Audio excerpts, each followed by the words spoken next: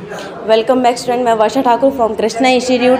देखिए, आज का जो हमारा टॉपिक है वो है हमारा वैदिक सभ्यता के ऊपर। बढ़ते हुए समाज के परिवर्तन के कारण आज हम अपना इतिहास भूल चुके हैं। आप इतिहास को पढ़कर देखिए, बहुत खुशी होगी, अंदर से एक प्राउडली महसूस होता है कि हम इस हिंदुस्तान में पैदा हुए जहाँ का इतना अच्छा, इतना समृद्ध इतिहास है। तो आज का मेरा मोटिव यही है कि आज आपको वेदों से अवगत कराना। तो मेरा मोटिव यही है कि मैं वैदिक सभ्यता के बारे में आज आपको डीपली नॉलेज दूं। तो वीडियो को अच्छे ध्यान से सुनिए, जिससे आपको बहुत अच्छी नॉलेज मिलेगी। देखते स्टार्ट करते हैं। जो वैदिक सभ्यता है इसको दो वर्गों में बांटा गया है। पहले मैं आपको बता देती हूँ कि वेदों का अर्थ क्या होता है। वेदों का अर्थ होता है जानना। वेदों का अर्थ होता है जानना। इसके चार वेद हैं: ऋग्वेद, यजुर्वेद, सामवेद और अथर्ववेद। देखिए, ये दो वर्गों में बटा हुआ है। कौन सा? एक तो है हमारा पूर्व वैदिक युग और एक है हमारा उत्तर वैदिक युग। यानी कि इसकी जो शुरुआत है वो मानी जाती है 1500 से 1000 ईसा पूर्व। और उत्तर वैदिक काल के जो युग माना जाता है वो माना जाता है 1000 ईसा पूर्व से 600 ईसा पूर्व।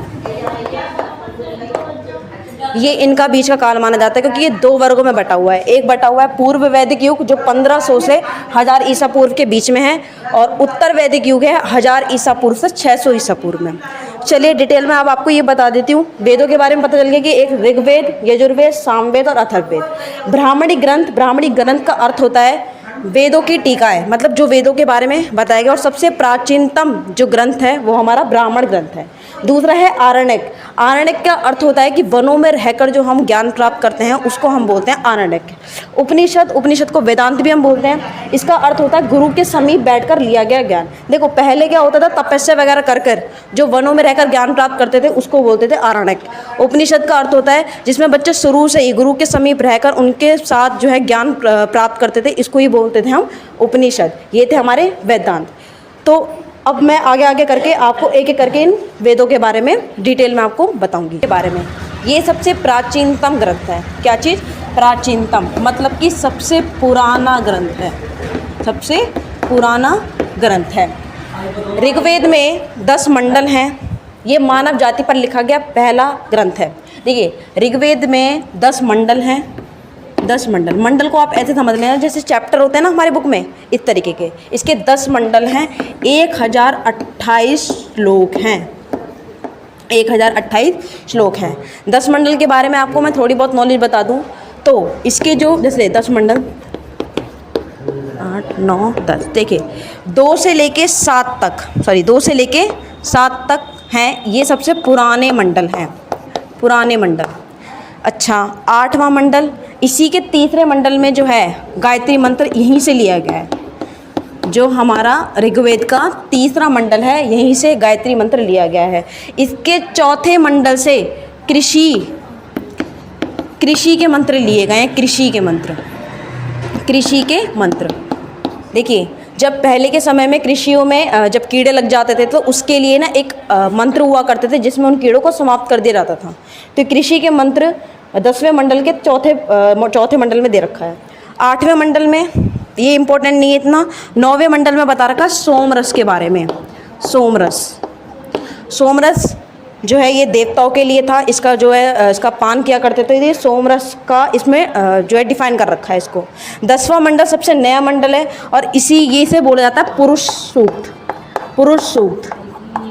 अभी आप सोचेंगे सूक्त क्या है? ये सूक्त है एक ही देवताओं को समर्पित जो मंत्र हुआ करते थे उसको ही हम सूक्त बोलते थे। पुरुष सूक्त क्या थे? इसी में हमारे 4 वर्ण हैं। 4 वर्ण। और ये कितनी कमाल की बात है कि 4 ही वर्ण हैं, 4 ही वेद हैं, 4 ही नीति हैं और 4 ही युग हैं। तो देखिए, पुरुष सूक्त इसमें 4 वर्ण हैं, यानी कि पहला जो वर्ण है वो ब्राह्मण, दूसरा क्षत्रिय, तीसरा वैश्य और चौथा शूद्र। इसमें ही वर्णन किया गया है। और इसी 10वें मंडल में नदियों के बारे में बताया गया है, जिसमें नदियों की सारी नॉलेज है। और तीसरा इसमें क्या बताया गया? विवाह के बारे में। जो मनुस्मृति में यानी कि ऋग्वेद के 10वें मंडल में विवाह के बारे में बताया गया है, जिसमें 8 प्रकार के विवाह प्रचलित हैं। देखिए, यजुर्वेद जो है ना, इसको हम कर्मकांडीय वेद भी बोले जाते हैं। क्यों? क्योंकि इसमें रिचुअल परफॉर्म किए जाते थे। इसमें यज्ञों के बारे में बताया गया है। इस पूरा यजुर्वेद में यज्ञों के बारे में ज्ञान कराया गया है, जैसे राजसूय यज्ञ, अश्वमेध यज्ञ। ये 2 भागों में बांटा गया है। 2 भागों में, एक तो ये शुक्ल एक तो शुक्ल यजुर्वेद है और दूसरा है कृष्ण यजुर्वेद। इसी के अंदर गद्य पद्य दोनों, यानी कि कविताओं में भी समझाया गया और कहानियों में भी समझाया गया है। देखिए इसके बारे में अगर मैं बताऊं तो इसके 40 अध्याय हैं, 40 अध्याय हैं और 1999 इसके मंत्र हैं। तो ये यज्ञों के बारे में ज्ञान कराता है। दूसरा है सामवेद। सामवेद का अर्थ होता है गान करना, गान करना। देखिए इसी में हमारे 7 स्वरों का ज्ञान है, जैसे कि सा रे गा मा पा धा नी, ये 7 स्वर इसी से लिए गए हैं। सामवेद जो है ना ये किसकी रचना मानी जाती है? संगीतों की रचना मानी जाती है। इसके अंदर कितने मंत्र हैं?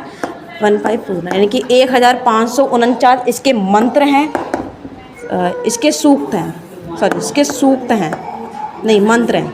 इसके मंत्र हैं और 75 इसके मूल मंत्र हैं, यानी कि 75 जो इसमें से लिए गए हैं, बाकी शेष ऋग्वेद से संबंध करते हैं। बाकी सारे ऋग्वेद से लिए गए हैं और 75 मूल इसके मंत्र हैं, ठीक है ना।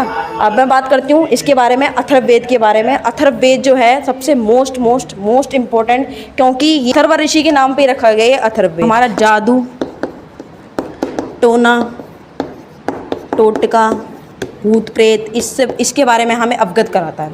इसके अंदर कितने सूक्त हैं? इसके अंदर 20 तो अध्याय हैं, 20 अध्याय हैं, 721 सूक्त हैं और इसके अंदर कितने मंत्र हैं? यानी कि 5987 इसके मंत्र हैं। इतने मंत्र और 721 सूक्त। सूक्त का मतलब मैंने अर्थ बताया था, जो देवों को समर्पित होते हैं जितने भी मंत्र, उसको हम सूक्त बोलते हैं। 20 अध्याय, 721 सूक्त और 5987 इसके मंत्र हैं। वीडियो अच्छी लगी हो तो लाइक करें।